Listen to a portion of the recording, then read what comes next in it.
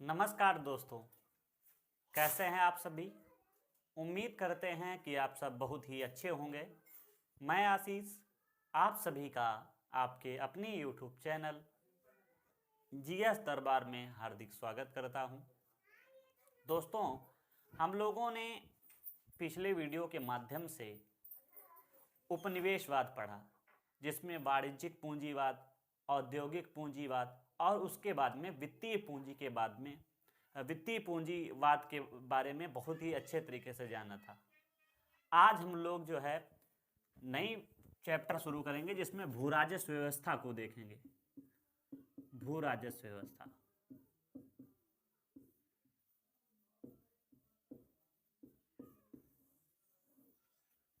हम लोग देखेंगे कि अंग्रेजों ने किस प्रकार से राजस्व को कलेक्ट करने के लिए कौन कौन सी व्यवस्था स्थापित की और उससे फिर इन्हें किस प्रकार से लाभ हुआ और फिर क्यों इन्होंने ये व्यवस्था समाप्त कर दी, क्या था सब हम लोग समझते हैं। आप सभी को पता है कि 3 व्यवस्थाएं इन्होंने शुरू की थी। पहली कौन सी? पहले हम लोग बात करेंगे स्थायी बंदोबस्त। स्थायी बंदोबस्त। इसके बाद में रैयतवाड़ी व्यवस्था, और अंतिम जो हम लोग पढ़ेंगे वो पढ़ेंगे महलवाड़ी व्यवस्था। इसको थोड़ा बहुत समझ लेते हैं पहले, और उसके बाद में फिर आज हम लोग इस वीडियो के माध्यम से स्थायी बंदोबस्त पर ज़्यादा जोर देंगे। फिर अगले आने वाली वीडियो में रैयतवाड़ी और महलवाड़ी के बारे में चर्चा करेंगे। तो स्थायी बंदोबस्त की बात करें तो किन क्षेत्रों में था? सबसे पहले आपको याद रखना है कि जितने अंग्रेजों के पास क्षेत्र था उसमें से 19% भाग पर इन्होंने स्थायी बंदोबस्त लगाया था। तो किन क्षेत्रों में लगाया था वो भी समझ लेते हैं। तो बंगाल, बिहार, उड़ीसा, इसके अलावा बनारस के बाद में आपको याद रखना है उत्तरी कर्नाटक। इन क्षेत्रों में इन्होंने स्थायी बंदोबस्त शुरू किया था। अगर रैयतवाड़ी की बात करें तो इन्होंने 51% भूभाग पर जो है रैयतवाड़ी, तो सबसे अधिक भूभाग पर इन्होंने रैयतवाड़ी ही शुरू की थी। तो इनके अगर हम क्षेत्र की बात करें तो किन किन क्षेत्रों में? बंबई, मद्रास और असम, इन क्षेत्रों में इन्होंने रैयतवाड़ी शुरू की। तो 51 और 19 70 हो गया, और 70 बचा 30, तो 30% भाग पे क्या शुरू किया इन्होंने? महलवाड़ी। इसमें क्या कौन कौन से क्षेत्र आएंगे? उत्तरी पश्चिमी प्रांत, मध्य प्रांत, और एक और आपको याद रखना है पंजाब। तो इन क्षेत्रों में इन्होंने महलवाड़ी शुरू की थी। आज हम लोग इस वीडियो के माध्यम से जानेंगे कि स्थायी बंदोबस्त क्या है, इसमें क्या व्यवस्था थी, कब इसमें परिवर्तन हुए। पहले 5 साल के दी थी, फिर 2 साल के लिए 1 साल, फिर स्थायी हो गई। क्या पूरा व्यवस्था थी उसको समझते हैं। तो अब आप सब हेडिंग डाल लीजिएगा, स्थायी बंदोबस्त। इसको मैं साफ कर रहा हूं। इसके पहले अच्छा एक चीज और समझ लीजिए। स्थायी बंदोबस्त पहले आप सभी को पता है कि 1757 में एक युद्ध हुआ, प्लासी का युद्ध। प्लासी का युद्ध किस क्षेत्र में? तो बंगाल वाले क्षेत्र में हुआ था। किसके इसके मध्य में? तो अंग्रेजों और सिराजुद्दौला के मध्य में। इसके बाद में 1764 में फिर बंगाल वाले क्षेत्र में एक युद्ध होता है, बक्सर का युद्ध। बक्सर का युद्ध, और इसमें आप सभी को पता था कि एक तरफ अंग्रेज थे और एक तरफ शाह आलम द्वितीय, शुजाउद्दौला और मीर कासिम था। और इसमें इन तीनों की हार होती है। फिर एक संधि होती है इलाहाबाद की संधि 1765 में, और उसमें क्या होता है? शाह आलम द्वितीय, कौन? शाह आलम द्वितीय जो होता है वो अंग्रेजों को दे देता है दीवानी। क्या देता है, दीवानी। और अंग्रेजों ने फिर क्या किया था, बंगाल, बिहार और उड़ीसा वाले क्षेत्रों में अलग अलग जो है दीवान नियुक्त किए थे और वो पूरा रेवेन्यू एकत्रित करते थे। और इस प्रकार से वहाँ पे बंगाल वाले क्षेत्र पे नवाब भी थे, तो इस प्रकार से द्वैध शासन लग गया था और वहाँ से फिर राजस्व अधिकार रहा था। परंतु आप सभी को पता है 1772 का टाइम है,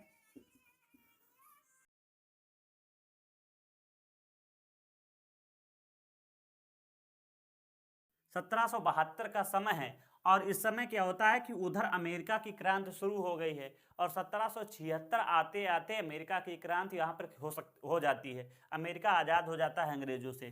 तो 1772 के बाद 1773 से रेगुलेटिंग एक्ट आने लगते हैं।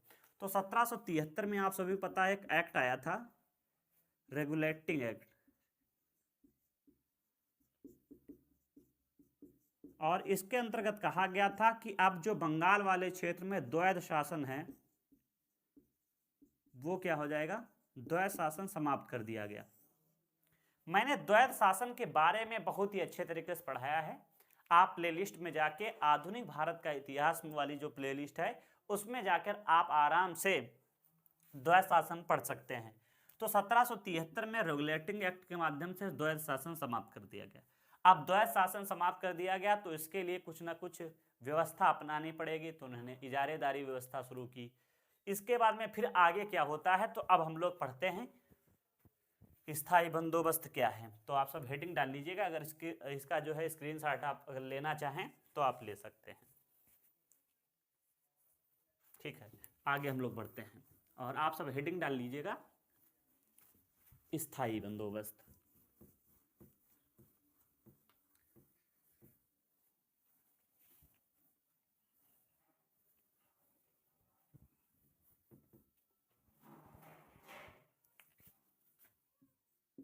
स्थायी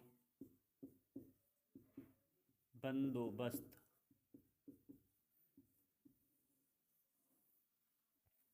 देखो क्या है इसमें, सबसे पहला पॉइंट ये बनेगा कि 1772 का समय है। इसमें क्या था, वैसे तो जो अंग्रेज लोग जो अपना राजस्व एकत्रित करते थे वो मुर्शिदाबाद में रखा जाता था, लेकिन उन्होंने इसको केंद्र को, या जो केंद्रीय खजाना था उसको ट्रांसफर कर दिया कोलकाता। तो सबसे पहले लिखना है 1772 में केंद्रीय खजाने को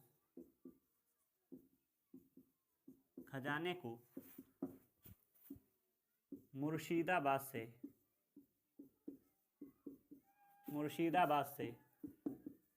कलकत्ता स्थानांतरित किया गया,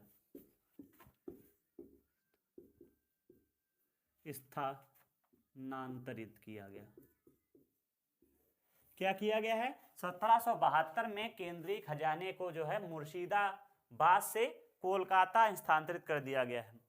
इसके बाद में क्या होता है, आपको समझना है कि अभी तक यहाँ पे रॉबर्ट क्लाइव था, लेकिन फिर आ जाता है कौन, अभी उसको, अच्छा रुक जाओ, एक चीज और समझ लेते हैं। 1772 का समय है जब क्या किया जाता है, जो द्वैध शासन तो उधर समाप्त कर दिया गया है, आप सभी को पता है, और यहाँ पे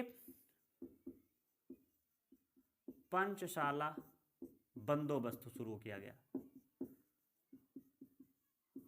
क्या शुरू किया गया है, पंचशाला बंदोबस्त शुरू किया गया है। पंचशाला बंदोबस्त में मतलब ये था, यहाँ पे अगर गवर्नर कौन है, वारेन हेस्टिंग्स।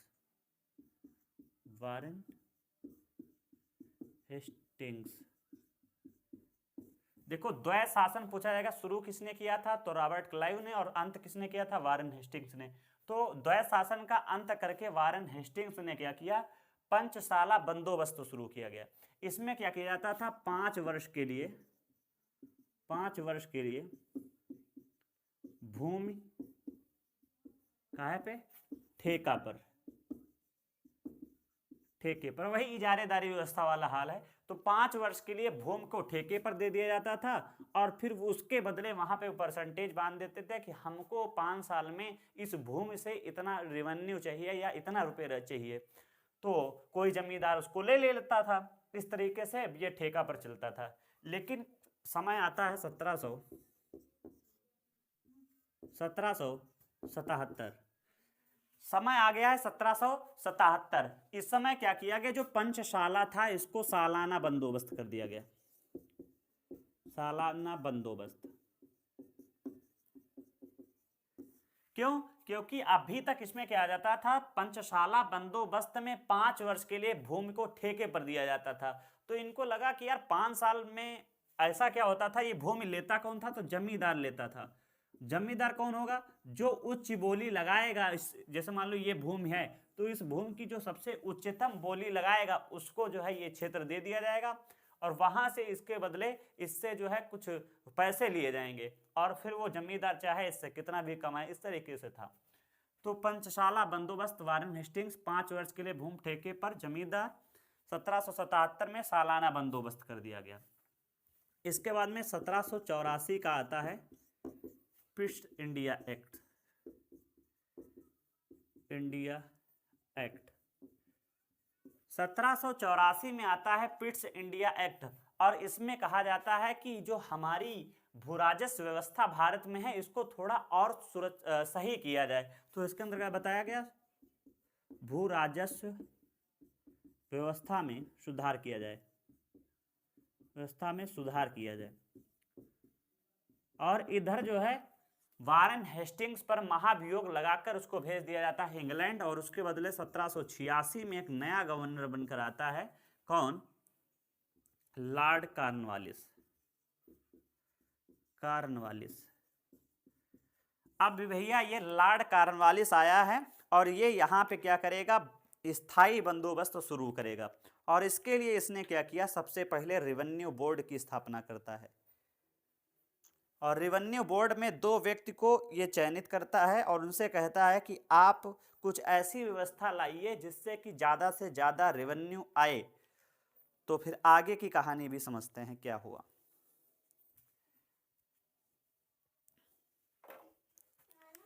सत्रह सौ छियासी लॉर्ड कॉर्नवालिस गवर्नर जनरल बनकर आया, गवर्नर जनरल बनकर भारत आया। और इसने क्या किया, सबसे पहले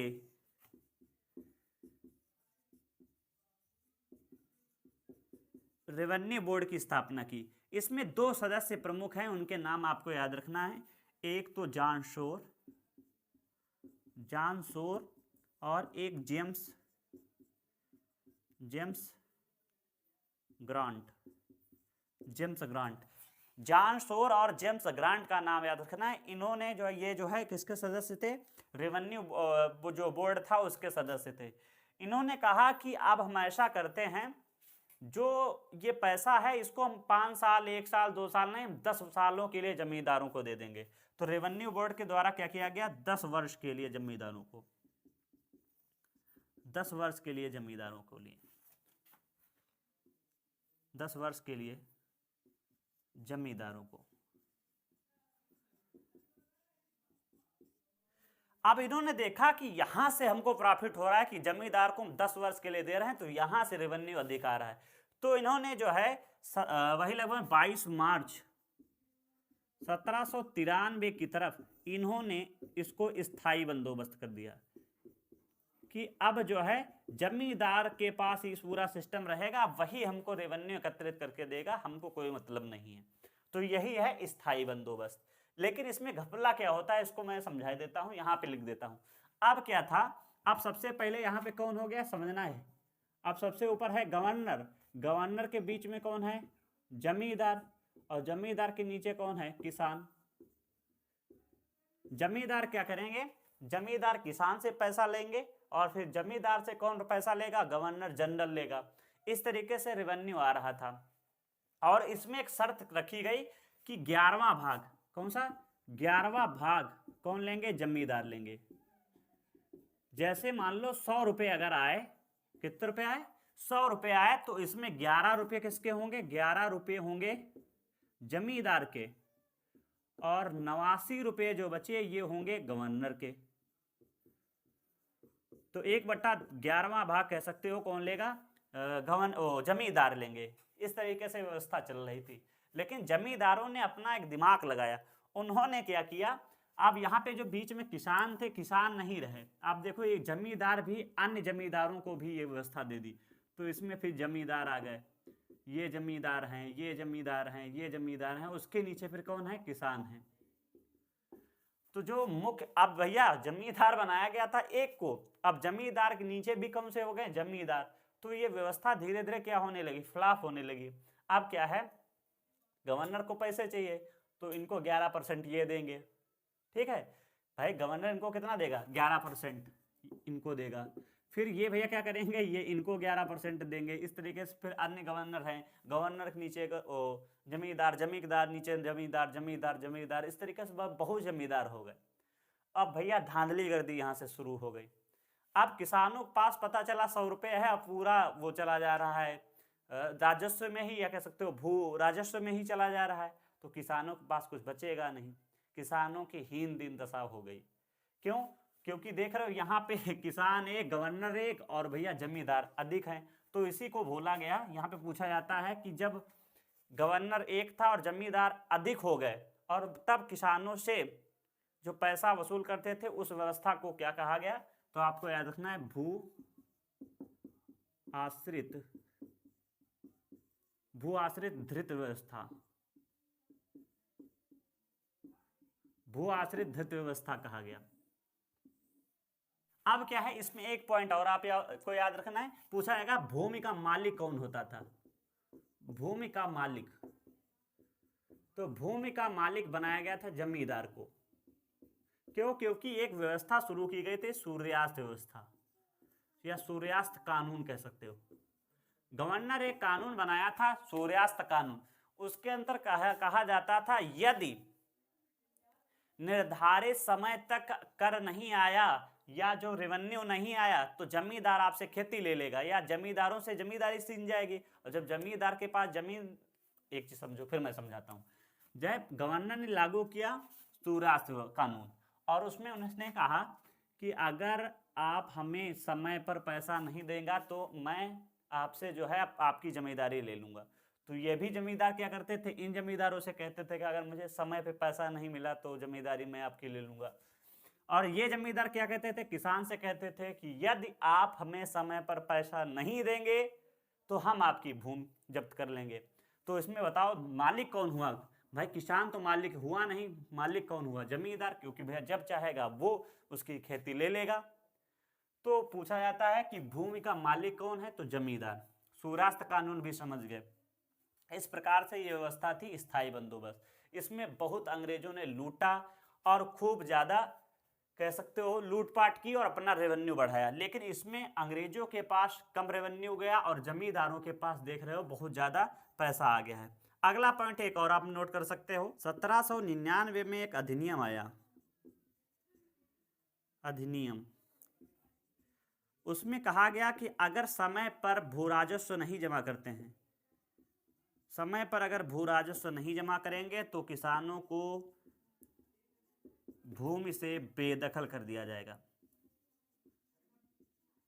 कहा गया 1799 के अधिनियम के अनुसार, पूछा जाता है क्वेश्चन कि किस अधिनियम के द्वारा ये कहा गया कि यदि आप निर्धारित समय पर अपना राजस्व नहीं जमा करेंगे तो आपको या किसानों को किससे, भूमि से बेदखल किया जाएगा। तो 1799 के अधिनियम के द्वारा। तो दोस्तों ये है आपका स्थायी बंदोबस्त। एक बार इसको मैं फिर दोहरा देता हूं, उसके बाद में इस वीडियो का अंत करता हूं। देखो ये मैंने लिखवाया भू आश्रित धृत व्यवस्था, या इसको आप इस तरीके से भी लिख सकते हो, आश्रित भू धृत व्यवस्था, आश्रित भू धृत व्यवस्था। चलो दोहराते हैं। 1772 में केंद्रीय खजाने को मुर्शिदाबाद से कलकत्ता स्थानांतरित कर दिया गया। क्यों, क्योंकि अब ये चाह रहे हैं कि हम जो है द्वैत शासन को समाप्त करके कुछ ऐसी व्यवस्था लाएं जिससे कि हमको प्रॉफिट होते रहे, क्योंकि अब जो है द्वैत शासन के अंतर्गत बंगाल बहुत लुट गया है। इसके बाद में क्या होता है, 1772 में ही पंचशाला बंदोबस्त वारन हेस्टिंग्स शुरू करता है। इधर तब तक एक एक्ट आया था 1773 रेगुलेटिंग एक्ट, उसमें द्वैत शासन का समाप्त कर दिया गया था। इधर पंचशाला बंदोबस्त शुरू किया वारन हेस्टिंग्स ने, 5 वर्ष के लिए भूमि ठेके पर दी जमींदारों को, जो उच्च बोली लगाता था। फिर इसको जो है 1777 में सालाना कर दिया गया। इसके बाद में 1784 में एक पिट्स इंडिया एक्ट आता है, उसमें कहा गया कि जो हमारी भू राजस्व व्यवस्था है इसमें सुधार लाना चाहिए। और उसके बाद में 1786 में आता है लॉर्ड कॉर्नवालिस गवर्नर बनकर, और उसने जो है रेवेन्यू बोर्ड की स्थापना की। इसमें जॉन शोर और जेम्स ग्रांट को बनाया, सदस्य बनाया, और उन्होंने एक निर्णय लिया कि ठीक है, अब हम लोग जो है जमींदारों से 1 साल नहीं, 5 साल नहीं, बल्कि 10 सालों के लिए उनको ठेके पर दे देंगे और जमींदार अपना भू राजस्व व्यवस्था देखेंगे। इसके बाद में 1799 का एक अधिनियम आया, उसमें कहा गया कि यदि भूमि जो है समय पर अपना जो किसान है वो अगर समय पर अपना रेवेन्यू नहीं जमा करेंगे तो उनसे भूमि ले ली जाएगी। 22 मार्च 1793 को स्थायी बंदोबस्त लागू किया गया। इसमें जमींदारों से कहा गया कि आपको 1/11वां भाग मिलेगा, अर्थात कि 11% आपको और 89% किसानों को मिलेगा। तो किसानों ने लगातार रेवेन्यू दिया, परंतु जो है इधर गवर्नर के बीच में जमींदार आ गए और फिर जमींदारों के नीचे भी जमींदार आ गए और फिर किसान। तो इस व्यवस्था को कहा आश्रित भू धृत व्यवस्था।